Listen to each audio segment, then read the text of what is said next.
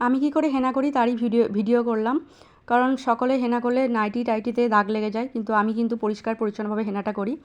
তাই এখানে আয়ুর হেনা নিয়েছি বড় প্যাকেটের, আমি যেটুকু আমার চুলে লাগবে সেরকম পরিমাণ নিয়েছি। আর চায়ের লিকার করে নিয়েছিলাম, লিকার মানে চা পাতা জলকে ফুটিয়ে নিয়েছিলাম। আর অ্যালোভেরাটা আগের দিন একটা ডাল আমি তুলে রেখেছিলাম, তুলে কিছুক্ষণ রেখে দিলে একটা হলুদ রঙের রস বেরোয়, সেই রসটা কিন্তু খুব খারাপ, সেটা বের করে ফেলে দিতে হবে। তারপর আমি ওই রসটা বের হওয়ার পর 1 ঘন্টা আমি জলে ভিজিয়ে রেখেছিলাম টুকরো টুকরো করে। তারপর হেনার ওই অ্যালোভেরা জেলটা দিয়ে দিলাম মিশিয়ে, হেনার মধ্যে খালি চা পাতার জল আর অ্যালোভেরা, তার মধ্যে একটু জল মিশিয়েছিলাম কারণ খুব ঘন হয়ে গেছিলো।